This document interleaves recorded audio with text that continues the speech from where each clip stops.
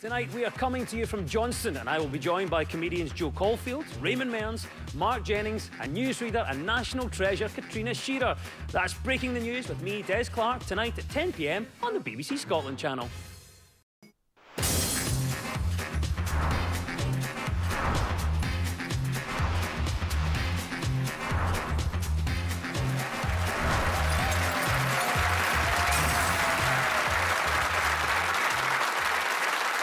I'm Des Clark, and this is Breaking the News, the show that breaks the week's news and asks four opinionated panellists to put it back together again. And we're coming to you this week from Johnston.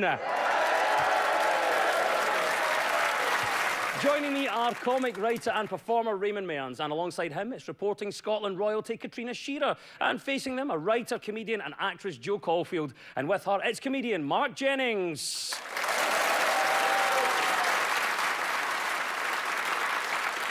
In the news this week, a teacher missed out on the top prize in Who Wants to Be a Millionaire this week after being stumped in the final question. A TV first-air seeing someone crash and burn on a Jeremy Clarkson show that isn't Richard Hammond.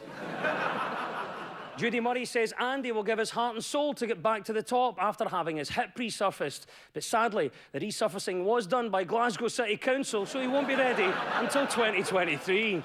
And it is estimated that parents spent up to £100 on outfits for their kids on World Book Day. But one school banned pupils from dressing up as their favourite characters after last year, when one student turned up as Where's Wally and hasn't been seen since. Let's crack on with round one.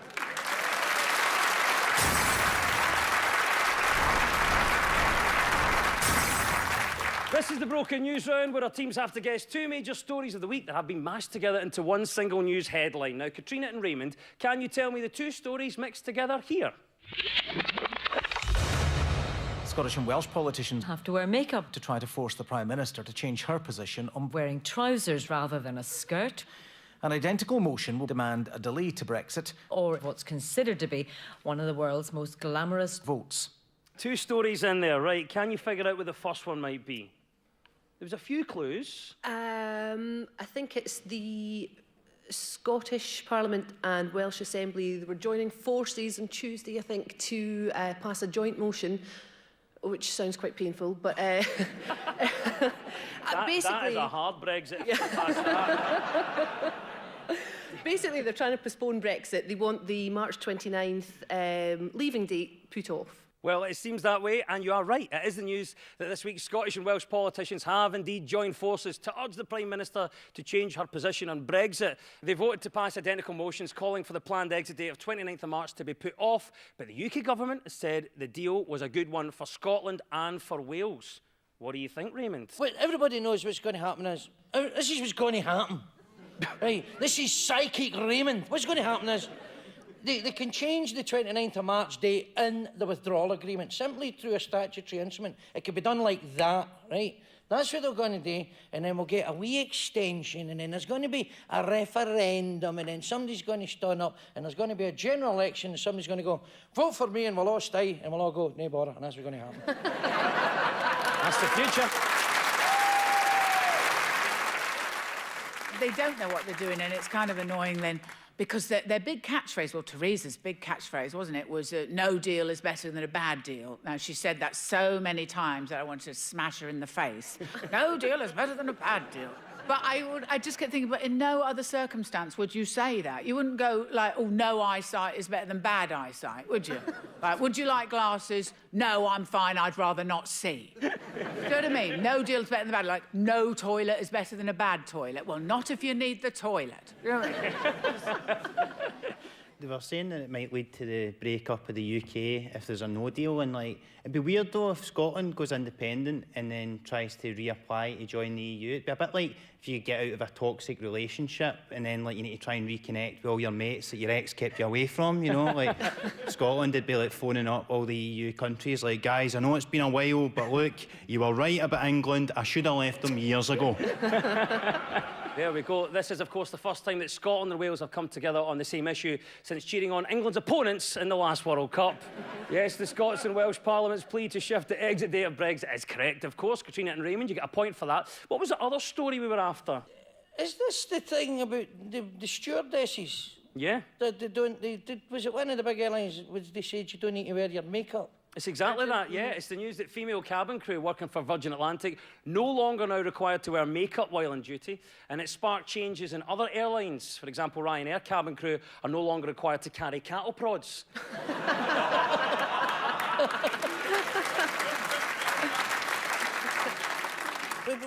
When I go on a plane, I want to see somebody's made an effort. You know what I mean? And it's not as if when I come on and go, oh, here, hen, you've not shaved your legs, but... And I can't help you, because I've just had my shaving foam took off my computer. Well, there you go, Katrina. I'll bring you in here. Raymond thinks that in that type of job, you should make an effort on your appearance. What do you say about it? I think if breakfast telly viewers, breakfast TV news viewers, were watching and we didn't have to wear makeup, then they would get a fright. I think in certain professions, in certain jobs, you do have to wear makeup. True. And I think but see, I've been doing... Imagine what I'd look like when I makeup on. Look at me on a telly, by the way. Well, what do we think then? Joe, what do you make about this then? I don't really care what they're wearing, as long as they're not wearing a life jacket and parachute and standing by the emergency door looking nervous, you know.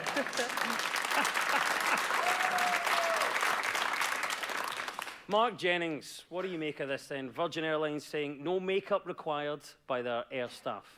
A lot of jobs have dress codes and there's no real rhyme or reason for it. Like, I used to work in a call centre and they had a dress code there, and like one day I came in wearing black jeans and I got into trouble for it, and I was like, what's the problem? Like, we're never going to have someone phone up and go like, I'd like to make a complaint, please. Well, the representative I spoke to earlier this afternoon sounded like they're only dressed smart casual.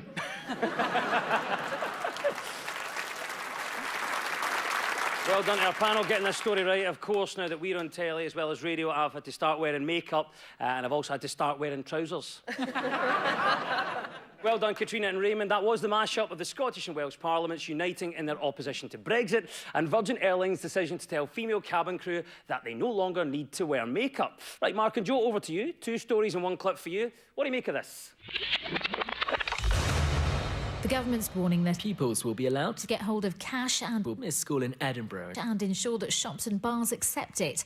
Edinburgh City Council said pupils could be left floundering in a cashless society. The end bit, she said, cashless society. Yeah. So I think it's they keep saying this every now and again, don't they? That soon, I think 10 years, they're saying cashless society completely. Seems to be on the way. It is the right story. It's the shocking news that the system allowing people to use cash in the UK is at risk of falling apart and needs a new guarantee to ensure notes and coins can still be used. The cashless society could be on the way. What do you think about this? Well, I'll be one of the last, because I think comedians, we're one of the few people left that sometimes get paid in cash, and also because I'm often around at night, maybe somewhere I don't know, like Johnston, you know, and I always think, I need cash for a taxi out of here.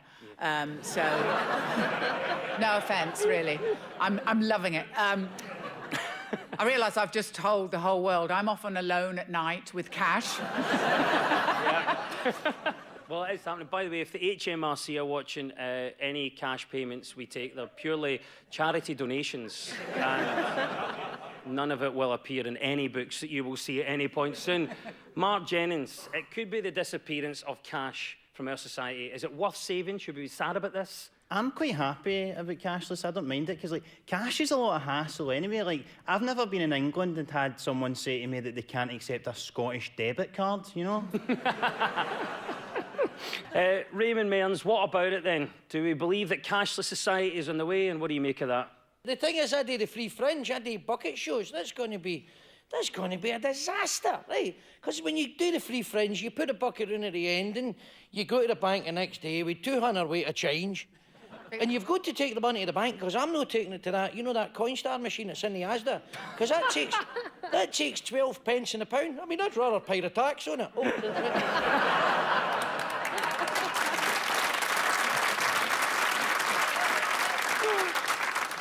Katrina Shearer, cashless society on the way. Is it a good move, or are you disappointed that cash may be going?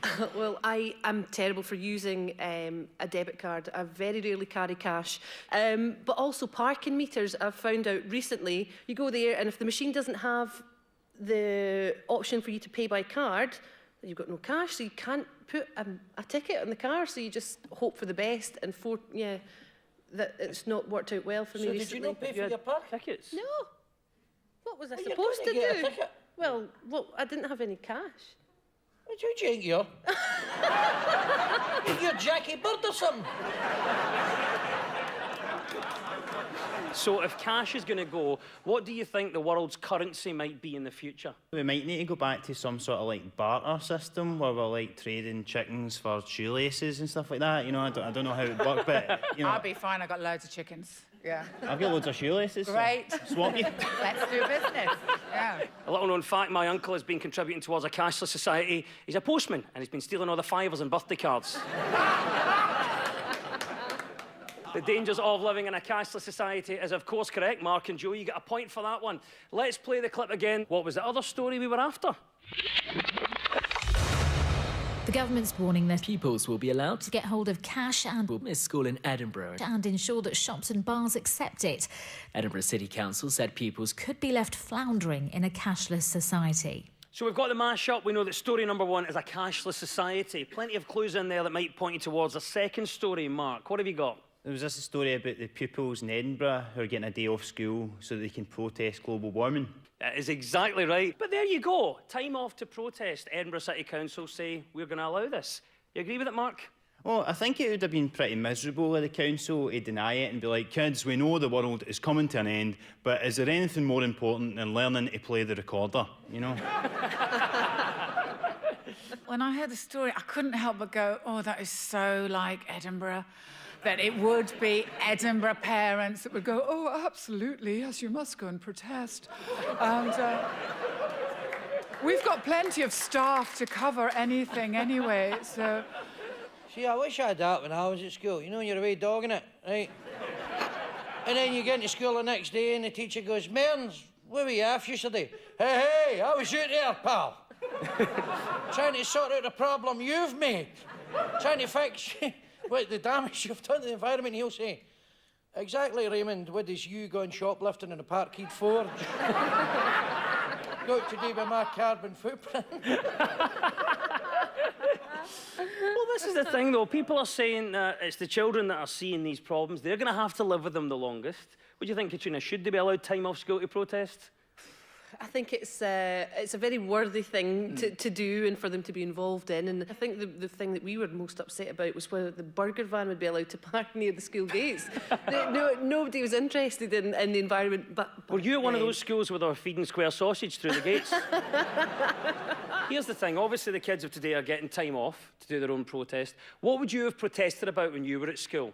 Mark, was there anything that really bugged you when you were at school? My standard grade results. Sorry for Jennings, you only left school 15 minutes ago, right? I went to school when they were mental, where they could leather you and lay into you, and then you get sent home with a black eye and your dad would even it up. You know what I mean? Edinburgh City Council giving kids the day off next week to protest at climate change. Of course, when I was at school, I would have protested against having to endlessly resit my German speaking exam, but, you know, c'est la vie.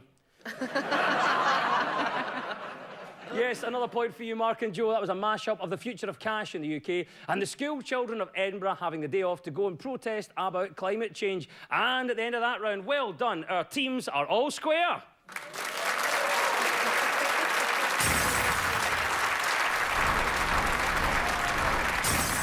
This round is all about who is in the news. I'm going to play you a clip of a mystery person. All you have to do is tell me who it is. So, Mark and Joe, you're up first this time. Just tell me, who's this? If we are to be a dynamic entrepreneurial country, if we're to be a truly global Britain, we need the roads, the railways, the ports and the airports to support that. I think that's the Transport Secretary, Chris Grayling, who's been under fire for a lot of kind of mishaps, including giving away £33 million to the Eurotunnel. And he described as an international embarrassment, which I felt a bit sorry for him when he got called an international embarrassment, because like that's what my mum called me when I came back from Zante with a tattoo on my arse.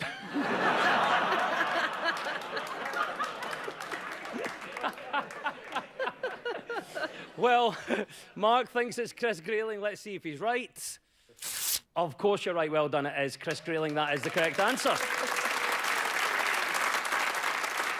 Yes, Transport Secretary Chris Grayling has been accused by MPs of evading scrutiny over his £33 million Brexit payout to Eurotunnel after another minister answered questions in his place. Nothing could be further from the truth, said Mr Grayling's mum in a statement to the press.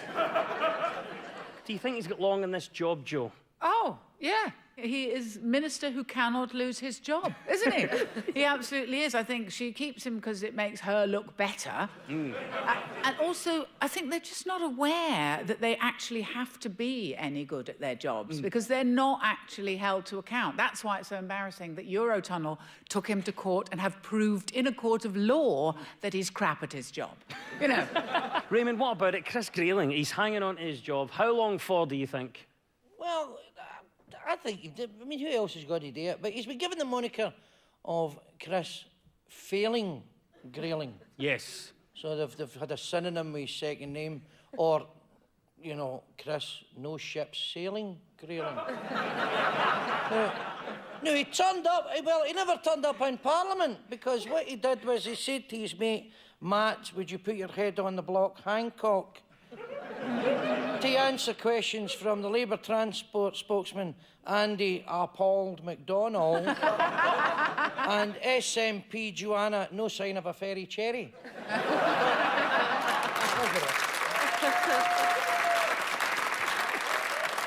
I think Chris Grayling should stay in the transport industry because with his record of not turning up when he's supposed to, he'd make a great bus driver. Any thoughts on Chris Grayling then? If he does lose his job, where does he go? There's millions of jobs. I mean, he could be a postman, then it can be Chris Mailing Grayling. He could go into the prison service, could be Chris Jailing Grayling.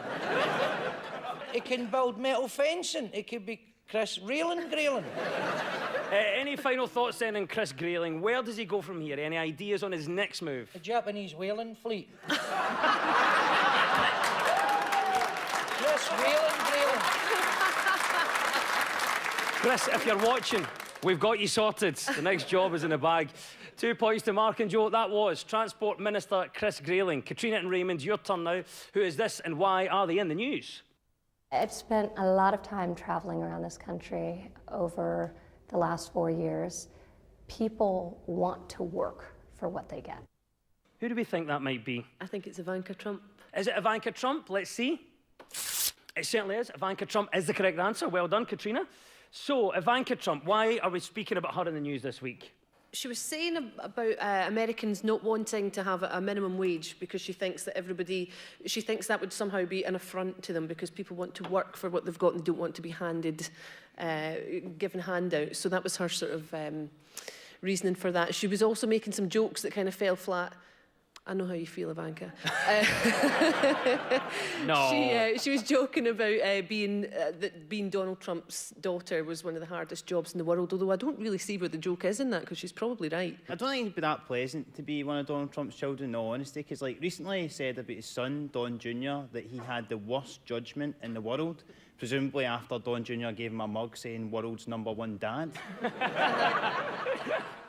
Do we think then, in terms of Ivanka's career, is this just her on the path to becoming the president? Because there's a lot of chat in America that when Donald eventually loses office, Ivanka's going to go for it. These bams will vote for anybody. Yes, Ivanka Trump is the right answer, and 2 points go to Katrina and Raymond.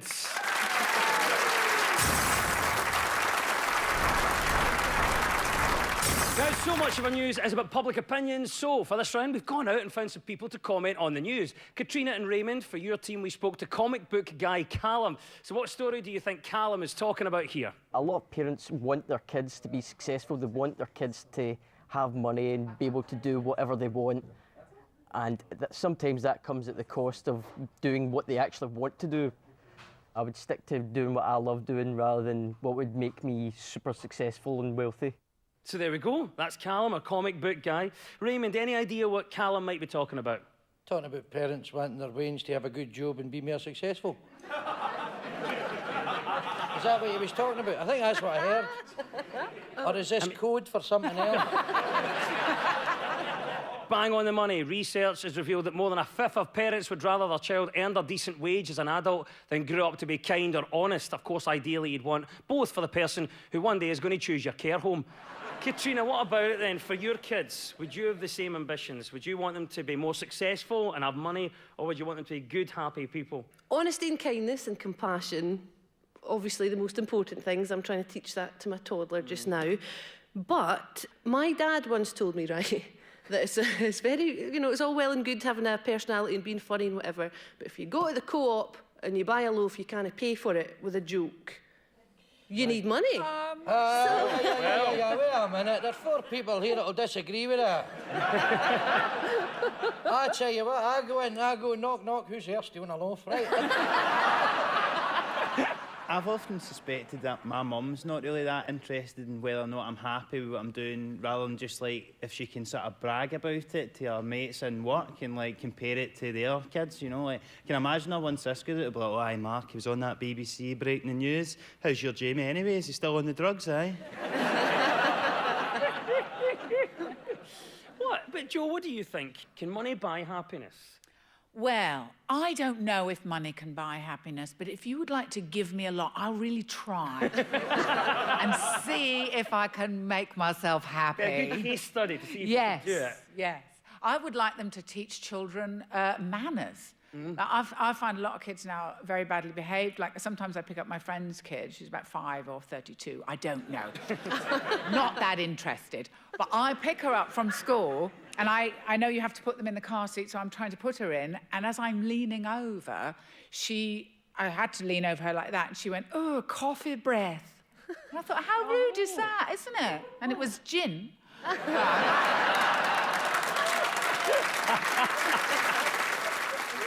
There you go. The fact that some parents would rather their children grow up wealthy than honest is the right answer. 2 points go to Katrina and Raymond. Mark and Joe, here's bar manager Scott. What is Scott on about here? I don't know, there must be about 7, maybe 6 platforms, of which maybe I've got 2 or 3 accounts on each one. So that's 18 platforms in my life that I really don't need. It's useful for spreading information, for sharing information, some good, some bad. But yeah, I could live without it. What do we think he was going on about, Joe?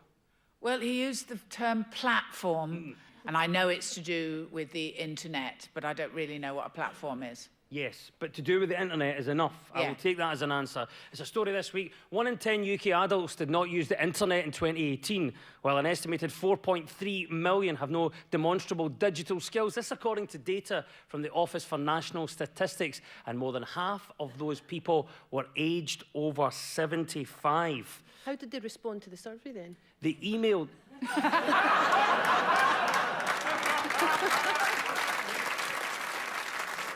What about it then? A lot of us still not online, particularly the older generation. Well, my gran doesn't go on the internet or anything, and to be honest, I'm quite glad about that. Like, I don't want my gran going on the internet and seeing all like the fake news, nicest videos and stuff. Like, it's bad enough her just watching the telly every morning and getting radicalised by Piers Morgan.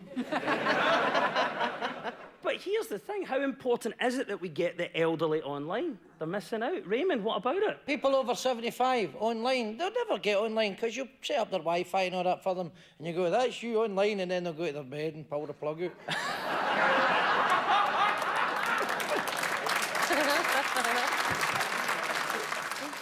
But Katrina, here's the thing. Some of us are feeling left behind digitally. Is it just the older generation? Well, what makes me laugh is when I FaceTime my mum on her iPad, every time she answers it, she goes, oh, did you know I was on the internet? And I just always want to go, yeah, I did.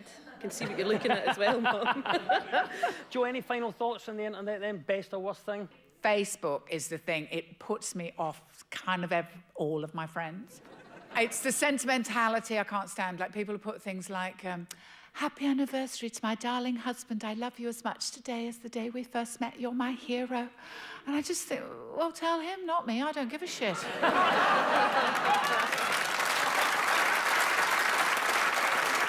Yes, 1 in 10 adults do not use the internet, so when your gran says she's disabling cookies, it probably just means she's eating a biscuit. The surprising stats about lack of internet use in the UK is the right answer, and 2 points go to Mark and Joe.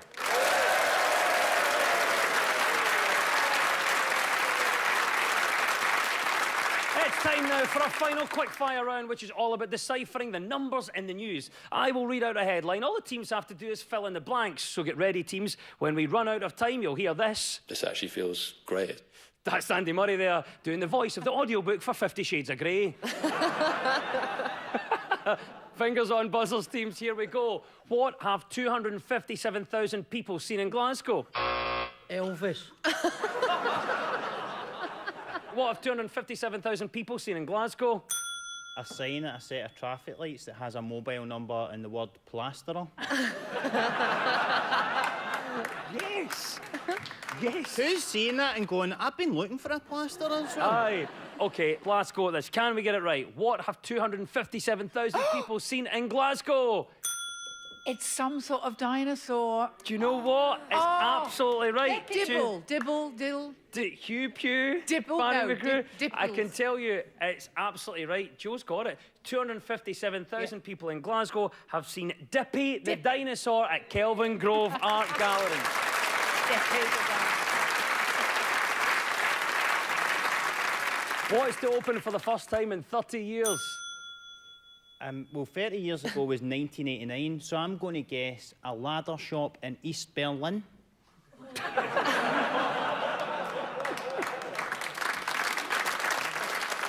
It is breaking the news. We didn't say what year we were breaking the news in. That's a great answer, but it is far too clever for this show. I can tell you what is to open for the first time in 30 years. The answer is Isle of Skye Airport for commercial flights. There we go. 70% of us think what is better for our communities? Getting rid of the other 30%. So This should actually be the feels answer. great. Oh, there we go. That is the end of the quiz. I can see Andy is worried. I can tell you the right answer is 70% of us think getting to know your neighbours is better for our communities. And at the end of the quiz, our winners this week are Katrina Shearer and Raymond Mearns.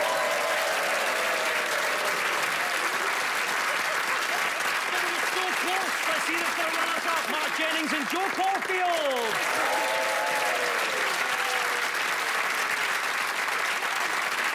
Show this week. Next week, we will be coming to you from Bathgate, but in the meantime, we'll leave you with the breaking news just in.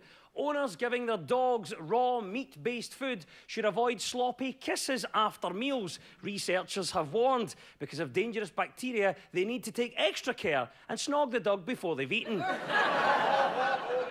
Hillary Clinton has said that she will not run for the US presidency in 2020. It's not an official statement, it's just what I read in her emails.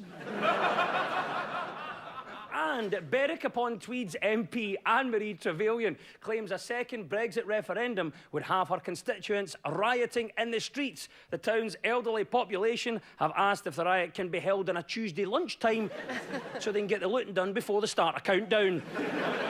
The news is broken. I've been Des Clark. Goodbye.